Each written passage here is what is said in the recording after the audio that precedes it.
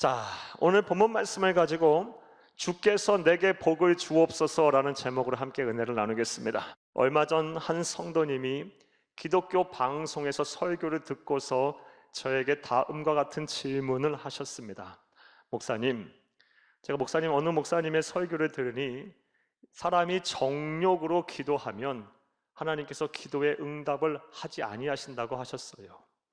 목사님, 그런데 제가 날마다 복을 달라고 하나님 앞에 기도하는데 이거 정욕적으로 기도하는 거 아닐까요? 그럼 내가 기도하는 거 하나님께서 다 응답하시지 않는 거 아니겠습니까? 이렇게 물으시는 거예요. 또 나아가서 목사님, 하나님은 모든 것을 아시는 분이잖아요. 그러니까 굳이 구체적으로 하나님께 기도하지 않아도 하나님 알아서 제 문제 다 해결하시는 거 아니겠어요? 이렇게 질문을 하시는 거예요. 사랑하는 여러분, 이러한 질문에 여러분은 어떠한 생각을 가지고 계십니까?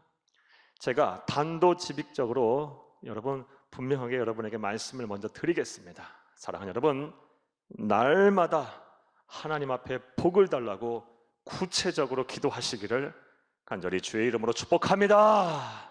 한 번 더 말씀을 드릴게요. 날마다 하나님 앞에 복을 달라고 구체적으로 간구하시기를 간절히 주의 이름으로 축복합니다. 물론 성경 야고보서 4장 3절 말씀을 보면 너희가 정욕적으로 기도하면 하나님께서 응답 아니하신다고 말씀하셨어요. 또 마태복음 10장 30절 말씀에 보게 되면 하나님은 우리의 머리털 하나까지 세시는 분이시다, 다 아신다는 말씀이에요. 이런 말씀도 있어요. 하지만 솔직하게 말씀드려서 정말 성숙하고 하나님과 깊은 교제를 나누는 소수의 사람들 빼고 세상 살다 보면 거의 대부분의 사람들은 어려움을 겪고 또 인생의 여러 환난을 마주하고 그리고 사방이 꽉 막힌 것 같은 답답한 지경에 이르게 되면 사랑하는 여러분, 아주 인간적이고 현세적이고 직설적으로 복을 달라고 기도밖에 할 수가 없습니다. 이게 솔직한 우리의 모습이에요. 그러하기에 우리 이 모든 기도를 유치한 기도다, 그리고 수준이 낮은 기도다, 그리고 잘못된 기도라고 문제시할 수는 없는 것입니다. 살다가 힘이 들면, 답답하면, 견딜 수 없는 고통이 있으면 하나님 나 좀 살려주세요, 하나님 나에게 좀 복을 주세요, 저 좀 구원해 주세요, 저 좀 도와주세요 하며 인간적이고 현세적이고 직설적으로 복을 구하는 기도를 하는 것이 당연하고 마땅합니다. 그런 의미로 볼 때 오늘 본문 말씀은 참 우리에게 중요합니다. 왜냐하면 오늘 본문 말씀에 등장하는 이 야베스라는 인물이 그렇게 기도를 하였기 때문입니다. 오늘 본문에 등장하는 야베스의 기도에는 하나님의 나라에 대한 헌신과 선택과 결단 이런 거 하나도 없어요. 그저 복을 달라고 하나님 앞에 기도하고 있어요. 사는 것이 힘드니 하나님 제발 좀 저 좀 복을 주세요라고 기도밖에 안 해요. 사랑하는 여러분, 그런데 하나님께서는 그 기도를 들으셨습니다. 그리고 복을 주셨습니다. 할렐루야. 오늘 보면 10절을 함께 읽겠습니다. 야베스가 이스라엘 하나님께 아뢰어 이르되 주께서 내게 복을 주시려거든 나의 지역을 넓히시고 주의 손으로 나를 도우사 나로 환난을 벗어나 내게 근심이 없게 하옵소서 하였더니 하나님이 그가 구하는 것을 허락하셨더라. 아멘. 하나님이 그가 구하는 것을 허락하셨더라. 아주 단순히 아주 인간적이고 현세적이고 직설적인 기도예요. 복 달라고 기도했더니 하나님께서 그가 구하는 것을 허락하셨더라, 복을 주셨다라는 말씀입니다. 사랑하는 여러분, 이렇게 야베스가 복을 달라고 기도하여 하나님 앞에 응답을 받았다면 우리에게도 소망이 있습니다. 우리의 기도 또한 이와 크게 다르지 않기 때문이에요. 우리 또한 하나님 앞에 복을 달라고 기도하면 하나님께서 반드시 우리의 기도에 응답하실 줄로 믿습니다. 사랑하는 여러분, 본문 안에서 9절과 10절 안에서 볼 때 야베스는 어떠한 사람이었을까요? 먼저 야베스는 형제들보다 귀중한 자였습니다. 오늘 본문 9절을 함께 읽겠습니다. 이 야베스는 그의 형제보다 귀중한 자라. 여기까지만 읽겠습니다. 야베스가 어떤 사람이었다고 하나님은 그의 인물을 평가하고 있습니까? 형제들보다 귀중한 자였다라고 평가를 하고 있어요. 자, 귀중한 자라고 번역된 이 히브리어 원어는 니크바드라는 단어입니다. 니크바드, 이거의 원래의 뜻은 영향력이 있는 사람이라고 해석을 하는 것이 더 좋습니다. 그러니까 야베스는 다른 형제들에게 영향력을 미치는 사람이었어요. 존귀한 자였던 거예요. 사랑받고 존경을 받는 영향력이 있는 사람이었던 것입니다. 그 영향력을 무엇으로 끼쳤는지는 정확히 알 수 없어요. 그가 경제적으로 부유한 사람이었는지, 권세를 잡고 있는 사람이었는지, 힘이 센 사람이었는지 모르겠어요. 하지만 어떤 식으로든 간에 형제들에게 영향력을 끼치는 사람이었어요. 여러분들이, 또 여러분들의 특별히 자녀들과 후손들이 이렇게 영향력 있는 사람들이 다 되기를 간절히 주의 이름으로 축복합니다. 축복합니다. 자, 그런데 그가 처음부터 이렇게 영향력 있는 사람이었던 것은 아니었어요. 하나님께 복을 받았기에 이런 영향력 있는 사람이 됐지, 복을 받기 전에는 아주 비참하고 참담한 삶을 살았던 사람임을 우리가 말씀을 통해서 알 수가 있습니다. 먼저 그의 이름의 뜻을 통해서 그가 하나님께 복을 받기 전에 아주 참담하고 비참한 삶을 살았음을 알 수가 있습니다. 사랑하는 여러분, 야베스의 뜻이 무엇입니까? 9절을 다시 한번 읽겠습니다. 야베스는 그의 형제보다 귀중한 자라. 그의 어머니가 이름하여 이르되 야베스라 하였으니 이는 내가 수고로이 낳았다 함이었더라. 내가 수고로이 낳았다, 이게 야베스의 뜻이에요. 그런데 더 정확한 의미는 이거보다 이런 뜻이 더 좋아요. 내가 너를 낳고 후회가 된다. 내가 너를 낳으니 참 괴롭다, 이런 뜻이에요. 사랑하는 여러분, 어느 부모가 자녀를 낳고 내가 너니 후회가 된다라고 그 자녀에게 이름을 짓겠습니까? 얼마나 이 자녀가 이 어머니가 낳고 나서 짐이 됐으면, 고통스러웠으면, 괴로웠으면 내가 너를 낳고 후회가 된다, 너를 낳고 나니 내가 괴롭다라고 그 자녀에게 이름을 붙이겠어요. 그러니까 야베스는 태어날 때부터 사람들에게 짐이 되는 사람이었어요. 괴로움을 주는 사람이에요. 고통을 주는 사람이었어요. 그러니 야베스의 인생이 어떻겠어요? 하나님께 복을 받기 전에 그 인생은 아주 비참한 삶을 살았을 거예요. 주변의 냉대와 천시와 멸시를 받았을 거예요. 신뢰할 만한 유대 전승을 보게 되면 야베스의 어머니가 난산 끝에 이 야베스를 낳았다고 합니다. 그리고 야베스는 장애아로 태어났다고 유대 전승의 기록이 되어 있어요. 물론 성경의 기록이 아니기 때문에 100% 신뢰할 수 없지만 유대 전승을 보게 되면 야베스는 장애아로 태어났다 그래요. 오늘날에도 이 장애를 갖고 계신 분들에 대한 사회적 편견과 차별이 있어요. 이거 다 사라져야 돼요. 다 사라져야 돼요. 하지만 성서시대, 지금으로부터 약 3,400년 전에는 이건 말로 표현할 수 없는 차별이 존재하던 때예요. 사람으로 안 여겼어요, 그때 당시에는. 그러니 야베스가 받았을 고통과 천시, 그런 마음의 상처가 얼마나 컸을까요? 그리고 부모가 너무 고통스러워 내가 너 낳은 거 후회한다라고 이름을 줬으니 참, 야베스는 얼마나 비참한 삶을 살았겠습니까? 또 야베스가 하나님께 복을 받기 전에 비참하고 참담한 삶을 살았으면 그의 이름을 지은 사람을 통해서도 우리가 알 수가 있습니다. 우리 9절을 다시 한번 읽겠습니다.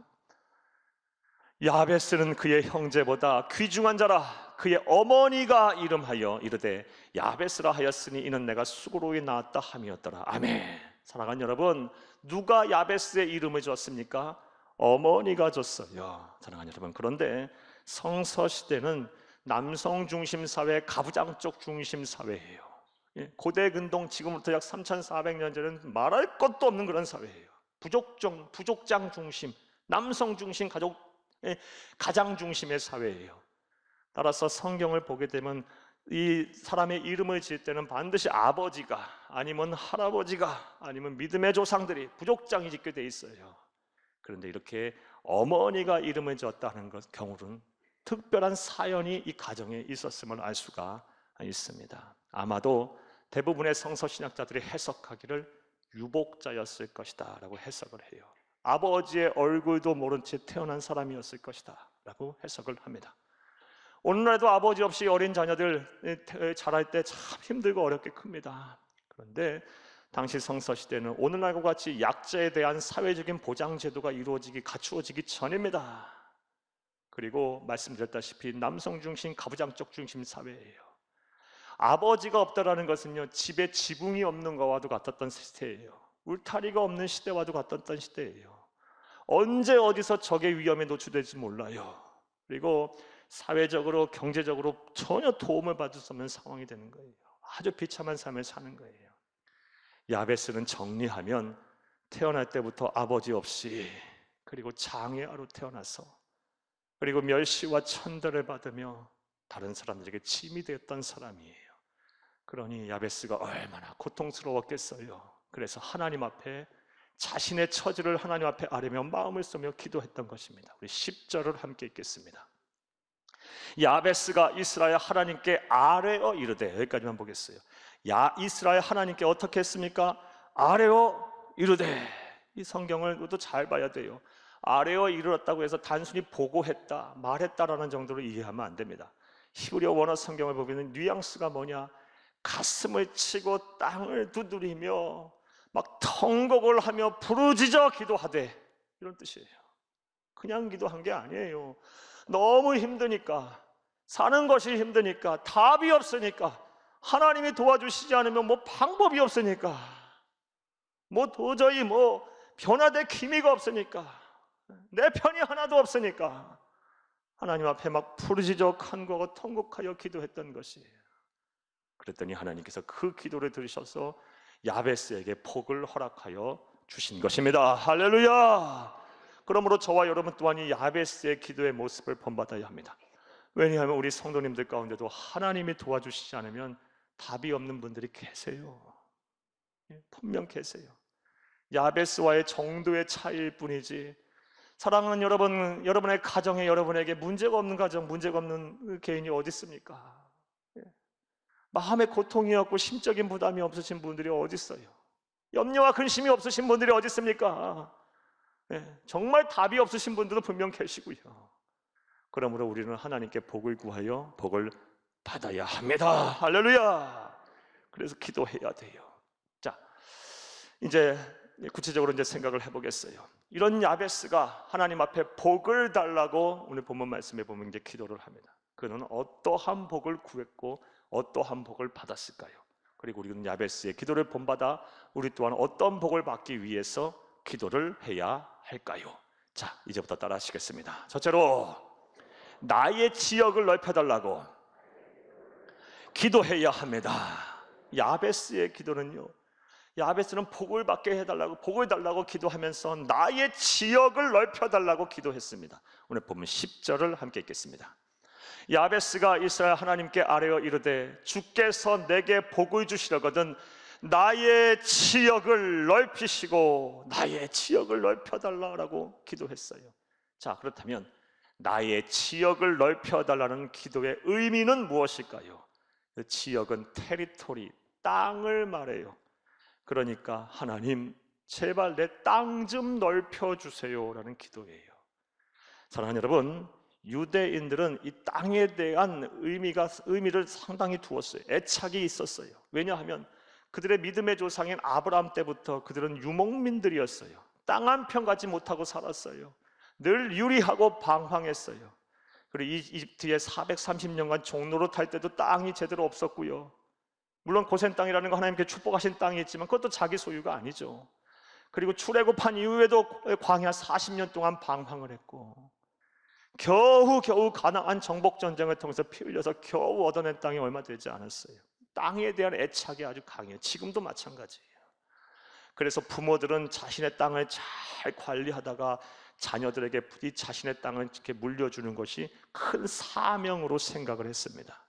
그리고 오늘 본문에 보면 야베스도 부모에게서, 어머니에게서 조그마한 땅을 받은 모양이에요. 그런데 그 땅이 너무 작고 보잘것 없어서 먹고 살 수가 없는 거예요.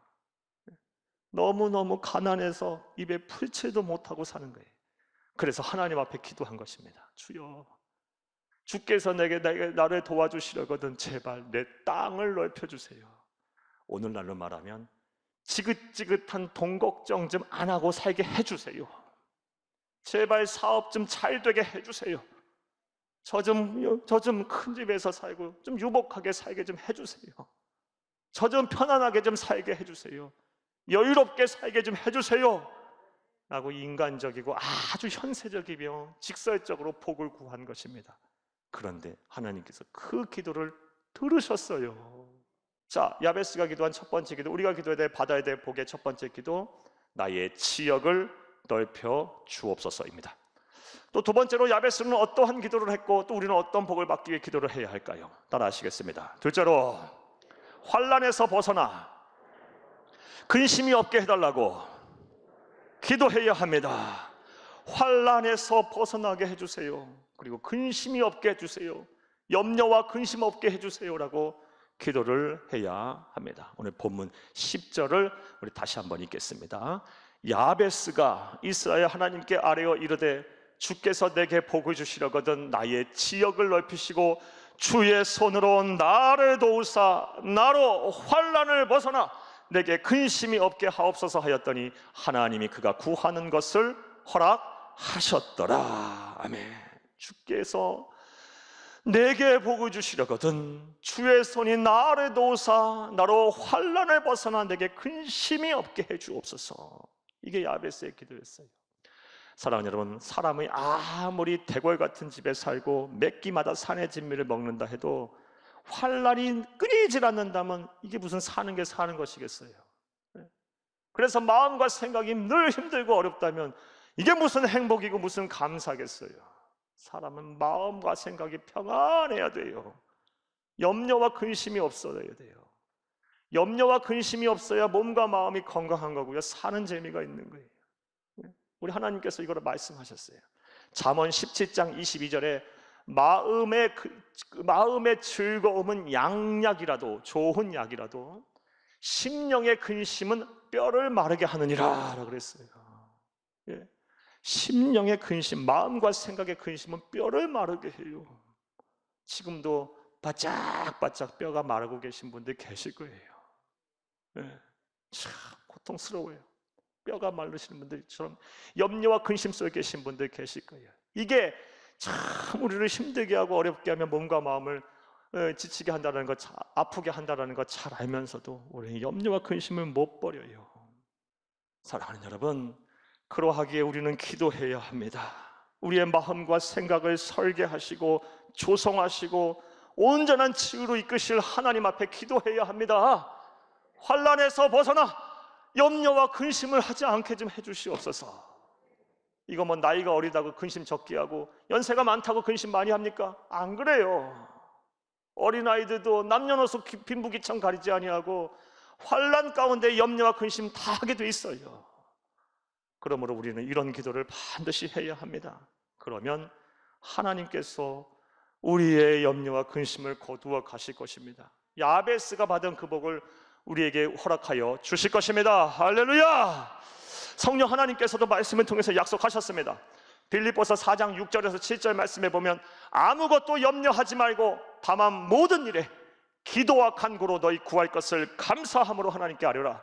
그래 모든 지각에 뛰어난 하나님의 평강이 그리스도 예수 안에서 너희 마음과 생각을 지키시리라. 아멘. 아무것도 염려하지 말고 다만 모든 일에 기도해라.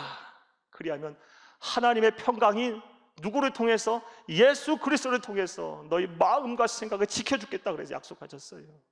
기도하면 돼요. 기도하면 돼요. 다분히 인간적이고 현세적이고 직설적이라고 해도 여러분 나를 환난에서 구원해 주시고 염려와 근심을 거두어가세요 기도하면 그 기도를 들으실 것입니다. 할렐루야! 두 번째로 환난에서 벗어나 염려와 근심을 하지 않게 하옵소서라고 야베스 기도했고 우리의 기도가 되어야 합니다.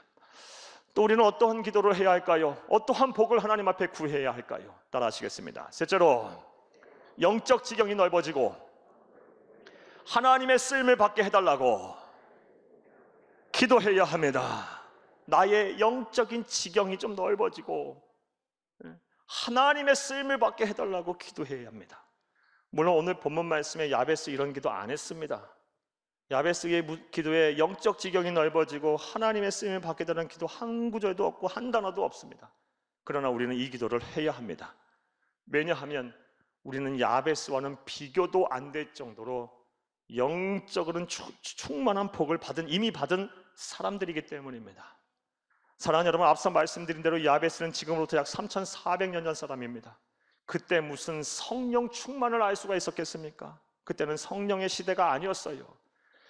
야베스는 말씀 한 구절도 몰랐을 거예요. 읽지도 못했을 거예요. 왜? 말씀이 기록되기 전이에요.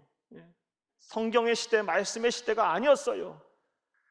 그리고 야베스는 교회가 뭔지도 몰랐을 거예요. 그 당시는 교회의 시대가 아니에요. 그리고 야베스는 무엇보다 예수 그리스도의 대속의 죽음, 이거 잘 몰랐을지도 몰라요. 왜요? 예수님 아직 오시기 전이니까요. 그런데 우리는 어떤 시대를 살고 있습니까? 우리는 은혜의 시대를 지금 살고 있어요. 우리는 성령의 시대를 살고 있어요. 우리는 교회의 시대를 살고 있고요. 하나님의 말씀인 말씀의 시대를 지금 살고 있어요. 우리는 야베스와는 비교도 안 될 정도로 영적으로 복을 받은 사람들입니다. 그러므로 야베스의 기도를 뛰어넘어, 한 차원 뛰어넘어 우리는 영적 지경이 넓어지고 하나님께 쓰임을 받는 기도 또한 반드시 해야 합니다. 할렐루야! 그런데 안타깝게도 성도님들을 보게 되면 이런 기도 많이 못하십니다. 그냥 오로지 내 문제, 내 가정의 문제, 내 자녀의 문제, 내 직장과 내 사업장의 문제에 끝나요. 물론 이 기도 해야죠. 앞서 말씀드린 대로 많이 하셔야 돼요. 날마다 구체적으로 하셔야 돼요. 하지만 진정한 성도라면, 그리스도인이라면 이제 이 기도를 뛰어넘어서 온 세상이 물이 받아 덮음같이 여호와 하나님의 영광이 충만하도록 기도해야 돼요. 나를 통해서 온 세계가 복음화되도록, 온 지역이 하나님을 알고 하나님의 사랑을 알고 절망 속에서 소망을 얻고 영원한 사망을 향해 이 세상이 전부인지 달려가던 사람이 변화를 받아 하나님의 백성이 되고, 삶의 의지가 꺾여서 힘이 없는 자를 다시 주의 사랑으로 일으켜 세우는 일을 나를 통해서 하게 해달라고, 내 물질을 통해서 그 일을 감당하게 해달라고, 내가 드리는 시간을 통해서, 내가 드리는 건강과 재능을 통해서 그 일을 하게 해달라고 우리는 반드시 기도해야 합니다. 이거는 하나님의 나라 가는 그날까지 하는 거예요. 여러분, 연세가 드셨다고요? 기도하세요. 하실 일이 있어요. 분명히 하실 일이 있어요. 기도할 수 있잖아요. 그 자리에서 앉으셔서 기도하실 수 있잖아요. 하나님에 대한 아는 지식이 없다고요? 아니요. 하나님은 세상 지식을 통해서 하나님 일을 하세요. 나는 가난하다고요? 건강하시잖아요. 그럼 건강하지 않다고요? 물질이 있으시잖아요. 시간이 있으시잖아요. 재능이 있으시잖아요. 생각해보면 나를 통해서 내가 복의 근원이 되어 많은 사람을 복받게 하고 사람을 살리고 영생을 얻고 구원을 얻게 하는 길은 참 많습니다. 사랑하는 여러분, 우리가 우리의 기도가 맨날 내 문제, 내 가정의 문제, 내 자녀의 문제만 국한된다면 그 기도를 들으시는 하나님은 어떤 생각이 드실까요? 참 답답해 하실 거예요. 그 소원 다 이루어 주시겠지만 속상하실 거예요. 하나님 속상해하게 하지 말고 하나님에게 감동을 주는 신앙인들이 다 되시기를 간절히 주의 이름으로 축복합니다. 반드시 야베스처럼 기도하세요. 나의 지역을 넓혀주세요. 나를 가난에서 벗어나게 하시고 삶을 여유롭게 하셔서 많은 사람들을 살리고 어려운 일들이 돕고 하나님의 복음이 나를 통해서 흘러 넘쳐나게 하세요. 나의 사업체를 통해서 그 일을 감당케 하시고 내 직장을 통해서, 내 능력을 통해서 그 일이 감당하게 이루어지게 하세요. 해주세요 라고 기도하세요. 그리고 물질의 축복을 받으세요. 나아가 환난에서 벗어나 염려와 근심 없는 삶을 하게 해달라고 기도하세요. 이 마음이 평안이 아니면 많은 것을 소유해도 아무 딱 쓸모가 없어요. 내 마음이 늘 천국이 되게 해주세요. 그냥 얼굴에 웃음이 떠나지 않게 해주시고 가정에 평화가 있게 해주세요. 그냥 모든 것들을 사랑할 수 있게 해주시고 그 사랑이 내 안에서 막 흘러 넘쳐서 마음이 천국이 되게 해주시고 삶의 지경이 그렇게 되게 해주세요 라고 기도하세요. 그리고 이 세상은 지금 사건 사고가 엄청나게 많아요. 나 하나 조심한다고 어떻게 그 사건 사고를 피할 수 없는 세상이에요. 하나님이 지켜주셔야 되는 거예요. 사람이 어떻게 할 수가 없어요. 환난에서 벗어나게 해달라고 기도하세요. 그러면 하나님께서 복을 주실 것입니다. 무엇보다 영적인 지경을 넓혀달라고 하세요. 겨우 나 하나 신앙생활하기에 급급해서는 안 됩니다. 그것도 못해서는 안 됩니다. 사랑하는 여러분, 나를 통해서 다른 사람이 살아나야 합니다. 나를 통해서 우리 집안의 모든 우상 숭배가 끊어져야 합니다. 나를 통해서 직장과 사업장과 내 이웃이 예수를 믿고 구원을 받아야 합니다. 다시 살아갈 힘을 얻어야 합니다. 이런 애가 여러분 가운데 있기를 바랍니다. 이런 실천이 여러분 가운데 있기를 바랍니다. 이런 복을 다 누리시기를 간절히 주의 이름으로 축복합니다. 축복합니다. 축복합니다.